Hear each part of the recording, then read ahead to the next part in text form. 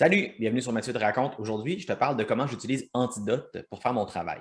La première étape, c'est d'avoir un roman qui est écrit ou qui est en travail, donc qui est en révision. Je vais vous mettre en partage d'écran pour que vous puissiez voir en fait un extrait de Maxime Superpuissant numéro 4. C'est ce qu'il y a à l'écran en ce moment. Antidote, c'est assez simple en fait. Il est inclus, vous voyez ici, dans Word, donc il s'inclut tout seul.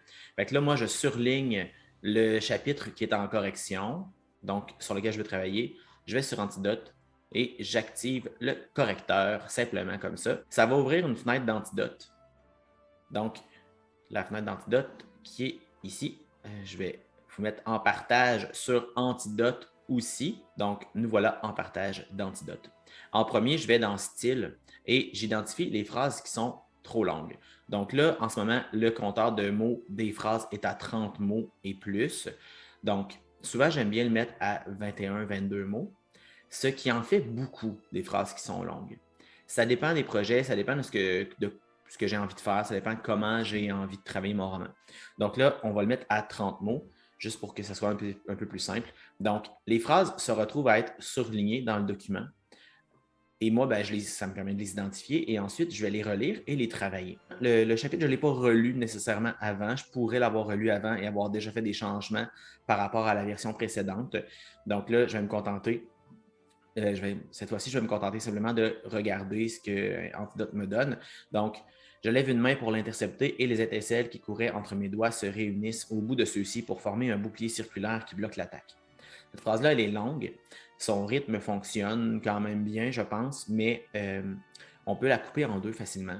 Ah, tu vois, je lève une main pour l'intercepter. Je pourrais simplement finir une phrase ici puis en recommencer une autre ici. Donc, souvent, le truc, c'est ça. L'important, c'est de travailler le rythme. Donc, c'est que les phrases ne soient pas trop longues, elles ne soient pas trop complexes pour que les lecteurs, ici 9 ans et plus ou 8 ans et plus, puissent avoir une facilité de lecture. Les étincelles qui couraient entre mes doigts se réunissent au bout de ceux-ci pour former un bouclier circulaire. Donc, les étincelles qui couraient entre mes doigts se réunissent. Je pourrais couper ce bout-là pour former un bouclier circulaire qui bloque l'attaque. Et voilà, c'est aussi simple que ça. Donc, étape 1, toutes les phrases longues, donc je les passe comme ça, une après l'autre.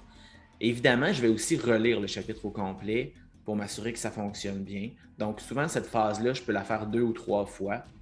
Parfois, je la fais en suivi de modification aussi pour moi-même visuellement voir les changements que ça applique dans le manuscrit. L'autre étape, c'est d'utiliser les répétitions. Donc, évidemment, on peut mettre différentes options, donc exclure les citations ou mots de la même famille, ce qui en rajoute quand même un peu. L'idée, c'est pas qu'il n'y ait pas aucune répétition de mots dans le texte.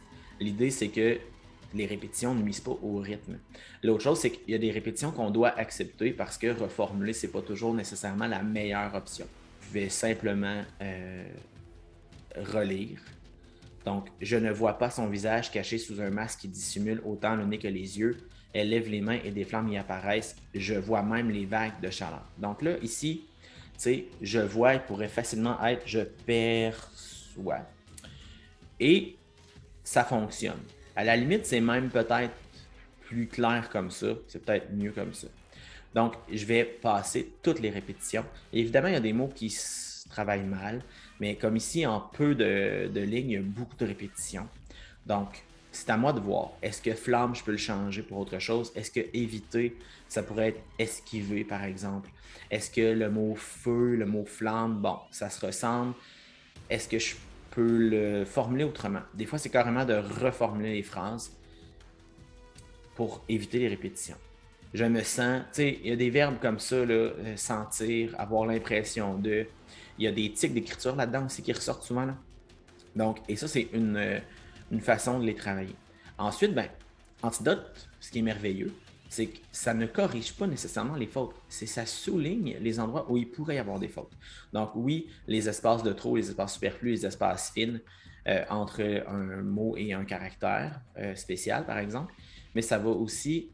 Est-ce que tu es sûr que c'est le bon mode pour ce verbe-là? Est-ce que tu es certain que c'est le bon mot ici? C'est inusité. D'habitude, on utilise un autre mot qui est aussi. Donc, c'est à moi de décider est-ce que je garde comme ça ou est-ce que je le modifie. C'est comme ça que j'optimise mon texte. Des fois, je fais cette passe-là avant de l'envoyer à l'éditeur. c'est ce qui est le mieux de faire. Parfois, il y a des éditeurs avec qui je travaille, avec qui on travaille plus le premier jet. Donc, avant même de faire ce travail de modification-là, je leur envoie un manuscrit et je le retravaille avec des commentaires déjà. Certains éditeurs aiment mieux qu'on travaille cette phase-là avec des lecteurs, des bêta-lecteurs qu'on appelle, donc des lecteurs qui vont faire des commentaires. Et ensuite, l'auteur travaille, ensuite l'envoie à l'éditeur. Moi, j'aime bien quand on peut travailler plus directement ensemble, l'éditeur et moi, parce que j'aime bien ne pas travailler dans le vide. Donc, parfois, des modifications que j'aurais faites n'auraient peut-être pas été optimales par rapport à la vision que l'éditeur aura du projet.